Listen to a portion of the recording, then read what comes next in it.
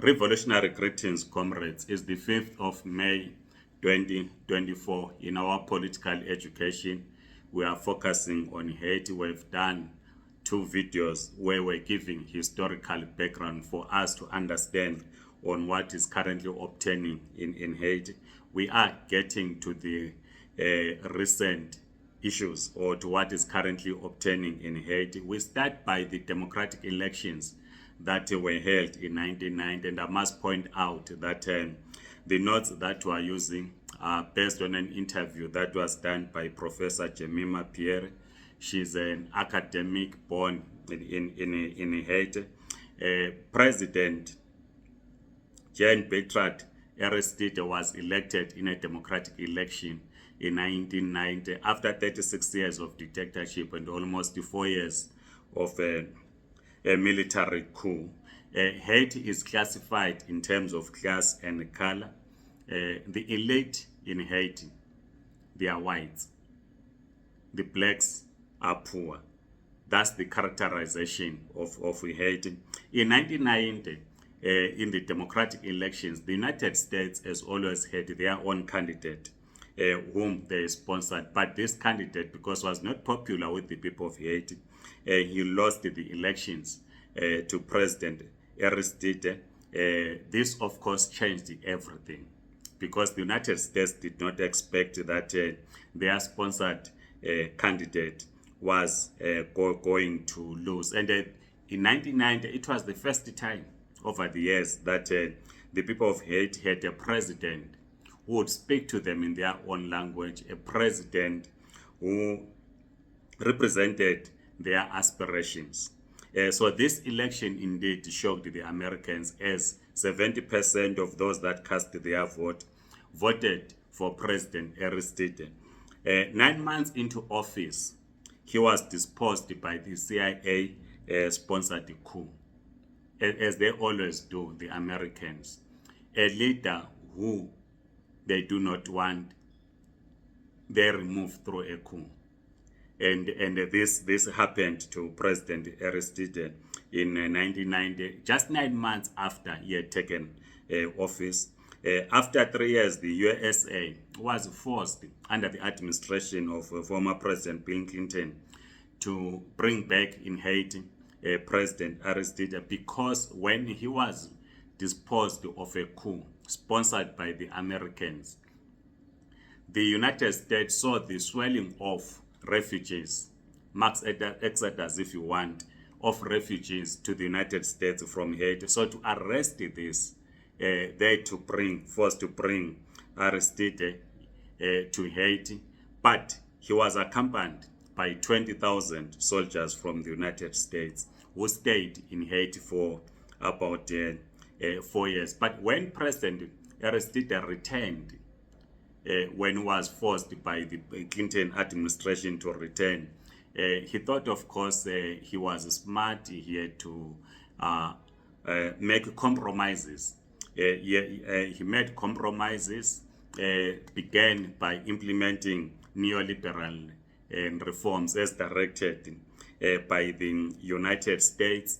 He had to privatize state entities, remove all tariffs, and keep the minimum wage low. You remember that we discussed the issue of the minimum wage, why under the administration of even up to Obama, the United States was saying that the workers in Haiti should not earn more than $5 an hour. And the President Aristide thought that his coming back to Haiti was going to halt the killings that were taking place in Haiti. But of course, that did not happen. But the Constitution of Haiti has a clause that says a person gets elected for only one term. A president gets elected for only one term. You step down, then you can come later again. So that was the case with President Aristide. He had to step down, forced in the coup that we are talking about. And then in 2000, he had to come back because the Constitution allowed him. And again, because he was popular with the mass of the people in Haiti, he was re-elected. And this, of course, upset the United States of America. The United States claimed that the elections were irregular. You will know globally that the United States, if they do not support any political party or any political leader, they would claim that the elections were not free and fair. This is the case in Haiti. So in 2000, the Americans said, no, the elections were not free and fair in Haiti. They imposed the economic embargo or economic blockade for 3 years, from 2000 to 2003. While there was economic blockade in Haiti, some, as is always the case, some firms or some organization in the United States of America, as they do globally, started funding opposition parties. And you will know this democracy funding and so forth. This is what happened to Haiti. And of course, when President Aristide was in power, he was told by the United States to disband the military, because the United States felt that the military was powerful. So he had to disband the military. And those that were disbanded, of course, if you are disbanded, unemployed, people were roaming the streets without anything to do. So when the Americans imposed the economic embargo on Haiti, these military people, whom we call paramilitary, were now available to be recruited by anyone. These paramilitary were recruited, they were funded. The guy in the news today, Guy Philippe, was trained by the United States in Ecuador, was trained by special forces of the United States. So the United States funded these paramilitary people to stage a coup against President Aristide. What is also key is that 19 years ago, about 2003, there was what is called the Ottawa Initiative for Haiti. So this was a secret meeting that was held in the city of Canada, convened by the Canadian government. And this meeting, in attendance were officials from France and the United States. The meeting, which was secret, was to lay out a plan to overthrow President Aristide, who was eventually disposed of in 2003, 29th February 2003, from office. So it was the Americans, France, and Canada that carried out this coup against a democratically elected president. So you have the United States, Canada, France, holding a meeting in Canada to decide, a secret meeting for that matter, to decide on how to overthrow a democratically elected president. It was when President Aristide was removed in office, it was the US Marines that went to his house and they told him it was time up, here to go. Remember, at the time, if you recall, they claimed that President Aristide has been kidnapped. In fact, the media was publishing this, that President Aristide had been kidnapped in Haiti. His location was not known, so they claimed. But this was a plan laid out by the Canadians, the French, the United States government. In fact, prior to the coup, which removed the elected president, the French foreign minister wrote to the United Nations. They were discussing what they called the succession question. So they were laying out a plan to say the president, a democratically elected president, popular with the mass of the people, was going to be removed. And this is the plan.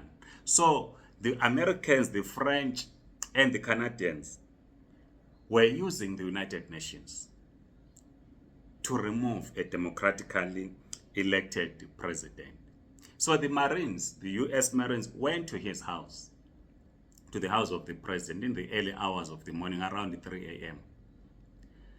Took him to the airport, flew him.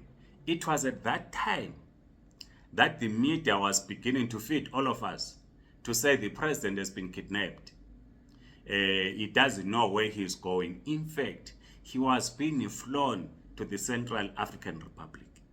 So to all of us, the perception that was created was that the president has been kidnapped.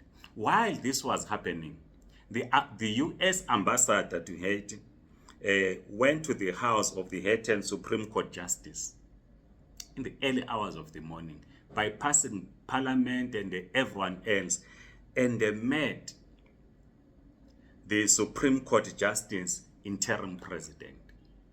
There was a prime minister. The prime minister had no input, was not consulted, as if this was not enough. The Americans also brought someone. We had stayed in the United States for about 15 years, brought him to be prime minister, bypassing the prime minister was in office. The Haiti constitution says you can only hold the public office if you have stayed in Haiti. If you have not stayed for more than 5 years in Haiti, you can't hold public office. This guy has stayed in the United States for 15 years. And on the very day that the president had been disposed, the United Nations Security Council convened an emergency meeting to discuss what they call the stabilization of Haiti, because they said there's violence, you needed the Security Council to intervene. In other words, they were hiding behind the United Nations. All of us then said, no, the United Nations is an impartial body. These governments got the United Nations to fund the whole exercise so that it would not appear as a United States, France, Canadian occupation, but it was meant to appear as if the United Nations was intervening to stabilize Haiti because there was violence. So that has been the problem with the United Nations. I mean, with the United States, France, who in most of the cases they will hide behind the United Nations to get those that they do not agree with to dispose of. In the next video, we are going to discuss how then the United Nations, countries like Brazil, ended up getting involved in Haiti, because they went there on the pretext that it was a United Nations mission. But the foreign minister of France had already written a letter laying out a plan, what they called the succession plan, a secret meeting held in Canada to discuss how the president was going to be disposed of in office. In the early hours of the morning, the Marines went to the house of the president, took him to the airport, flew him to Central African Republic. And the media, the other day it was a Media Freedom Day, we didn't discuss about it. But the media was then used to create this story that the president has been kidnapped, which was all lies. It was not true. Please share your views as we continue drawing lessons on what is currently obtaining in Haiti and the role of the United States hiding behind the United Nations to continue to stabilize governments across the globe. Please write in the comment section, like this video, subscribe to this YouTube channel. If you're on TikTok, please do follow us. Amandla Comrades.